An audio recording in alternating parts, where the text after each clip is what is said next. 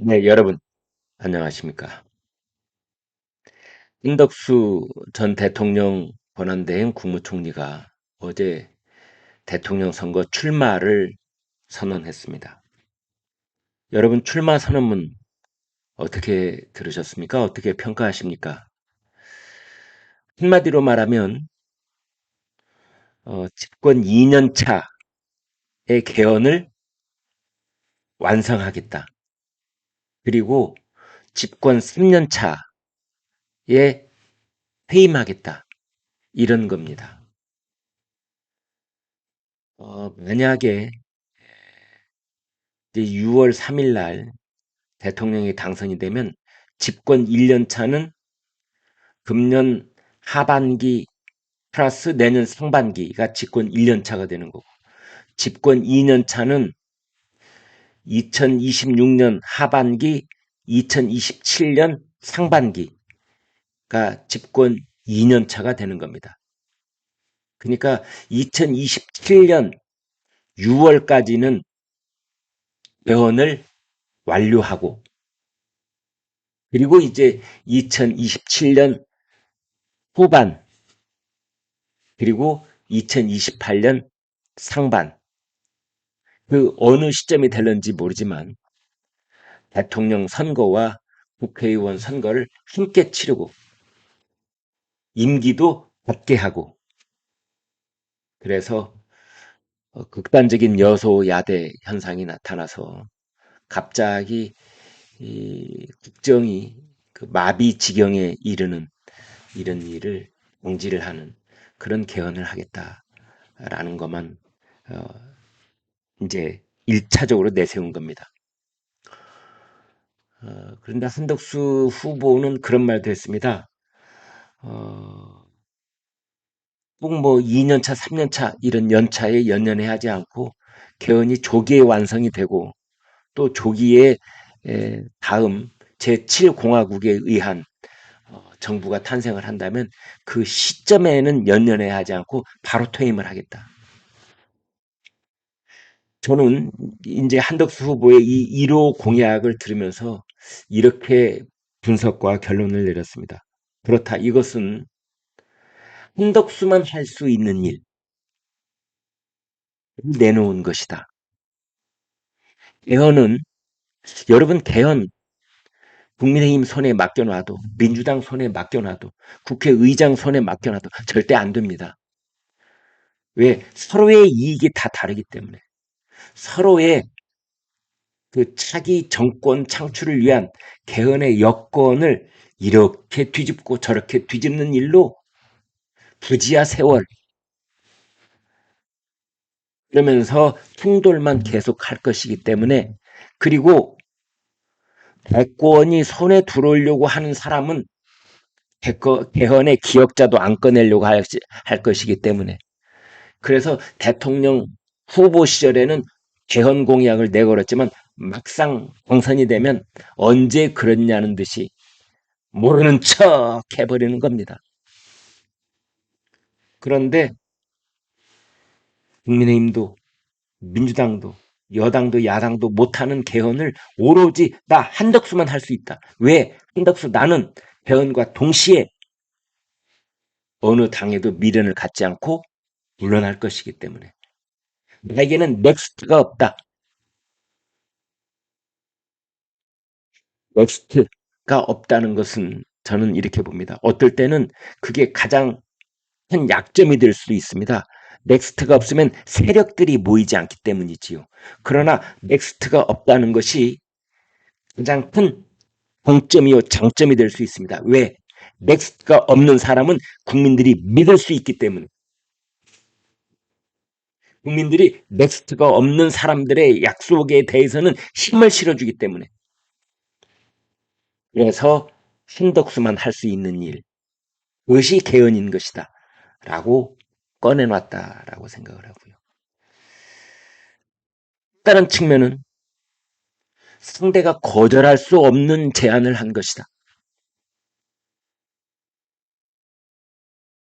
국민의힘이 주도하는 개헌 민주당이 받아들이기 힘들고 민주당이 주도하는 개헌 국민의힘이 받아들이기 힘들 때 그때 한덕수가 내놓은 개헌의 제안은 국민의힘도 민주당도 그리고 유권자들도 거절할 수 없는 제안이다. 왜? 한덕수가 자기 스스로가 디딤돌이 되겠다고 했으니까. 자신의 등을 밟고 일어서서 다음 단계로 나가라고 했으니까. 우리를 밟고 지나가라라고 했으니까. 그 말은 사실은 윤석열 대통령이 했으면 좋았을 그런 선언이요 조치였던 겁니다. 계엄이 무산되고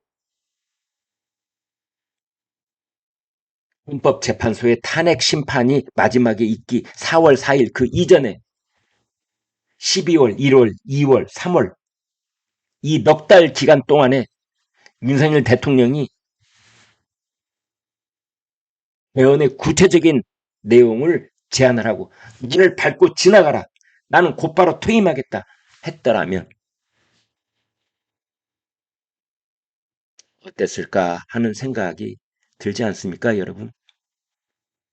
그래서 이제 한덕수 후보가 내놓은 2년차 집권 2년 차에 개헌하고 3년 차에 퇴임하겠다라고 하는 것은 3년 차에 대통령 선거와 국회의원 선거를 동시에 치르겠다라는 말인데요. 이것은 두 가지 갈래로 분석이 되는데 이것은 한덕수만 할 수 있는 일이다라는 측면이 있는 거고 다른 하나는 상대가 거절할 수 없는 제안이다라는 측면이 있는 겁니다.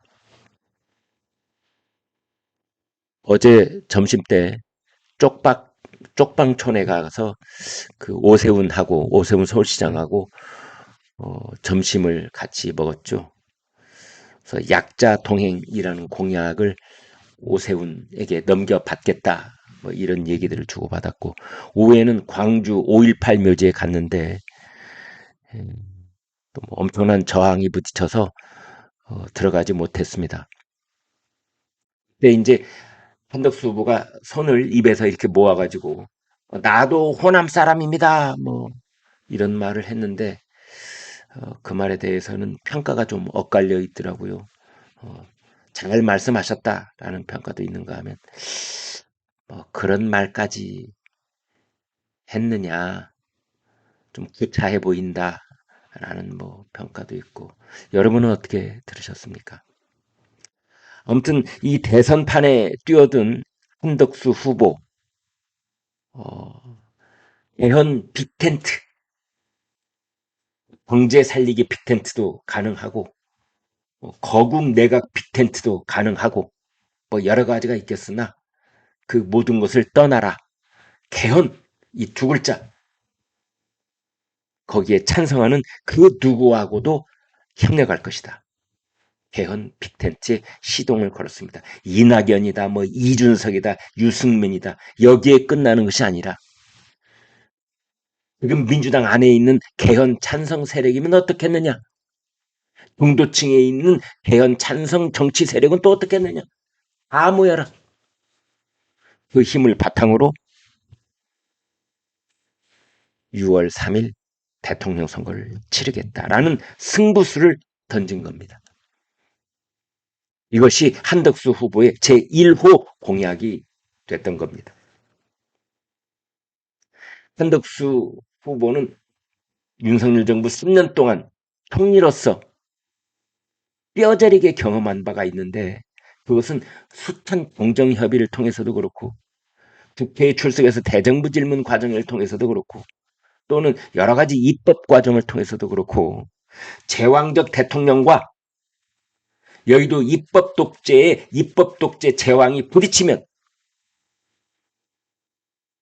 그 결과가 결국은 여의도 제왕의 탄핵 조치들 줄탄핵 그 다음에 청와대 용산 제왕의 비상계엄 선포로 결과가 나오지 않았느냐. 이렇게 용산의 제왕적 대통령과 여의도의 입법 독재 제왕이 충돌하면은 비극적 결말을 피하기가 힘들 것이다. 그것이 되풀이될 것이다.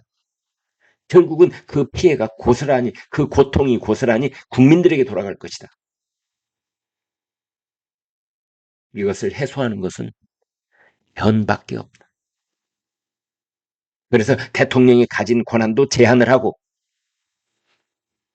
국회가 가진 권한도 대폭적으로 제한을 하고 하는 수밖에 없는 것 아니냐.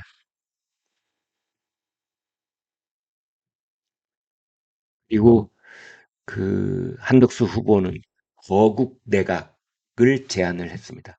그것도 개헌을 제안한 것과 거의 궤를 같이 한다 이렇게 볼 수 있는 거고 책임 총리제 붙여서 책임 장관제, 회관, 뭐 국장, 실장 지금까지 윤석열 정부는 그것을 용산 대통령실에서 아라리 콜콜이 과장급까지 전부 다 인사를 했었습니다. 그것의 폐단을 한덕수 후보는 총리로서 뼈저리게 목격했던 겁니다. 이를테면은 국무총리실의 인사, 국무총리가 마음대로 한 줄 아십니까? 천만에 국무총리는 와 있지만 국무총리실의 인사도 용산 대통령실이 다 하는 겁니다.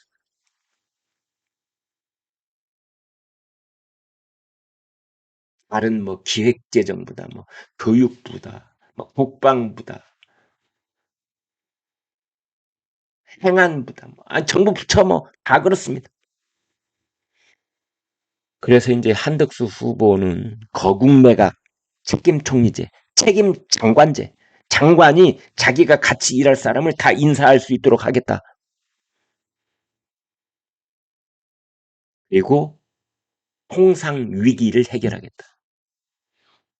지금의 당면 과제 중에 하나, 통상 위기 해결하겠다. 근데 일각에서는 한덕수 총리한테 그런 말도 합니다. 친윤 그늘을 탈피하는 것이 과제다. 어제 그 한덕수 총리가 출마 선언을 하는 곳에 국민의힘 현역 의원들이 한 서너 명밖에 안 왔습니다. 그것은 국민의힘이 오히려 한덕수 후보를 배려했다라는 말이 나오는 겁니다. 일단은 국민의힘은 오늘 전당대회가 고향 킨텍스에서 열리고 거기에서 오후 5시쯤 이제 최종 후보가 확정이 되잖아요. 그래서 국민의힘 현역 의원들은 일단 국민의힘 후보를 탄생시키는데 집중을 해야 되는 겁니다. 그리고 또 하나, 가령 친윤 의원들이 이런 위기의식이 있다고 그래요. 한동훈이 대통령이 되거나 안철수가 대통령이 될 경우에 차기 총선에서 자기들 공천이 배제될 것이다라는 위기의식을 친윤은 가지고 있다는 겁니다. 그래서 한덕수 카드를 내놓은 것 아니냐. 그래서 한덕수를 추대하려고 그러고 친윤 의원들이 50여 명이 한덕수 출마를 이제 차출을 한덕수 출마를 종용하는 그런 연판장을 돌리려고 그러고 그런 것 아니냐라는 국민적 그런 의혹과 인식이 있는 것이다. 그래서 한덕수 출마가 친윤들의 생존 카드라는 그런 국민 인식을 바꿀 수 있느냐에 성공 여부가 달려 있는 것이다. 라는 분석도 있습니다. 네, 여기까지 말씀드리겠습니다. 여러분 고맙습니다.